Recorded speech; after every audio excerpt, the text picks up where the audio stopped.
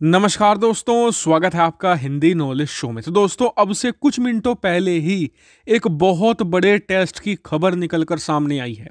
और ये खबर ना तो किसी मीडिया हाउस ने दी है, ना ही किसी न्यूज़पेपर, ना ही न्यूज़ वेबसाइट ने दी है।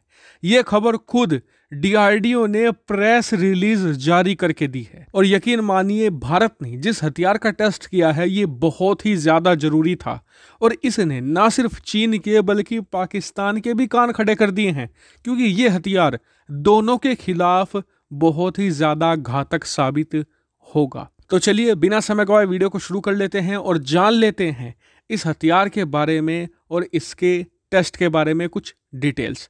तो दोस्तों, सबसे पहले स्क्रीन पर आप देखें, डीआरडीओ ने खुद ट्वीट किया है और प्रेस रिलीज जारी करी है, जिसमें उन्होंने बताया है कि successfully flight test of long range bomb by DRDO and IAF, यानी कि भारतीय वायुसेना और डीआरडीओ ने मिलकर एक लॉन्ग रेंज बॉम्ब का परीक्षण किया है और यह परीक्षण 100% सफल रहा है। इतना ही नहीं, ये भी बताया गया है कि जो ये टेस्ट था ये भारत के सुखोई 30 MKI लड़ाकू विमान से अंजाम दिया गया था। और टेस्ट कंप्लीट होने के बाद अब जब इसका मैन्युफैक्चरिंग की जाएगी तो ये सारे बॉम्ब भारत के सुखोई 30 लड़ाकू विमान की फ्लीट में ही लगाए जाएंगे और इनका काम होगा एयर टू ग्राउंड जबरदस्त तरीके से अटैक करना और बहुत ही प्रिसीजन के साथ में, यानी कि 100% एक्यूरेसी के साथ में दुश्मन के ठिकानों को तबाह करना।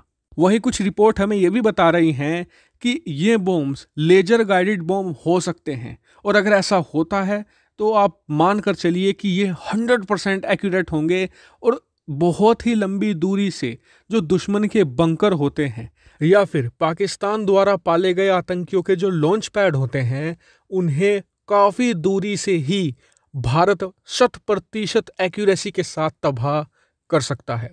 और जैसे कि आप जानते हैं कि ये लॉन्ग रेंज है तो इसकी रेंज भी काफ़ी ज़्यादा होती है। कितनी? तो देखिए, सबसे पहले जो बॉम्ब्स होते हैं ना, इनकी मिसाइलों जितनी रेंज नहीं होती।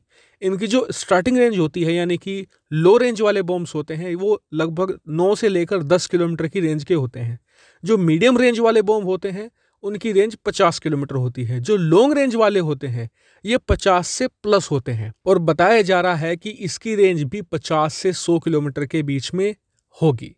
लेकिन अब बात कर लेते हैं कि इसे बनाना इतना ज़्यादा अहम क्यों है भारत के लिए। तो देखिए, इसका सबसे बड़ा कारण है आत्मनिर्भरता।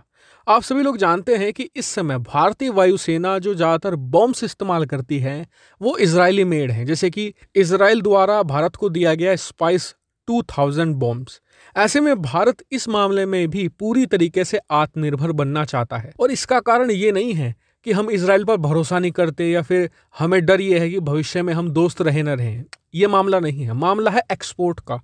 हम अगर खुद बॉम्ब बनाएंगे तो खुद तो इस्तेमाल करेंगे ही, साथ ही हमारे पैसे भी बहुत सारे बचेंगे, क्योंकि इजराइल से जो स्पाइस 2000 आते हैं काफ़ी महंगे हैं। ऐसे में हमारे ढेर सारे पैसे भी बचेंगे। और दूसरा मुद्दा है एक्सपोर्ट का।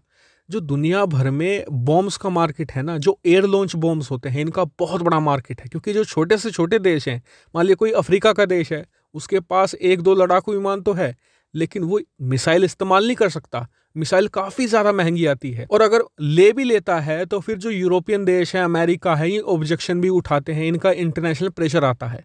तो ऐसे में जो एयर लॉन्च बॉम्ब्स होते हैं, खास करके लॉन्ग रेंज वाले, ये एक बहुत ही बेहतर ऑप्शन बन जाते हैं। और दुनिया भर में ऐसे सैकड़ों देश हैं जो इस समय मिसाइल नहीं बॉम्ब्स इस्तेमाल करते हैं। तो ऐसे में ये मार्केट काफ़ी बड़ा है। भारत भी इस मार्केट को हथियाना चाहता है, क्योंकि इससे भारत सालाना अरबों डॉलर कमा सकता है। और इससे आप समझ गए होंगे कि क्यों भारत ने इसका निर्माण किया है और इसका सफल परीक्षण क्यों भारत के लिए इतनी बड़ी बात है। हालांकि इस पूरी स्ट्रैटेजी पर आपका क्या मानना है, कमेंट करके जरूर बताएगा। साथ ही चैनल को सब्सक्राइब कीजिएगा, वीडियो को शेयर भी कीजिएगा। फिलहाल में इतना ही। Thank you very much for watching video.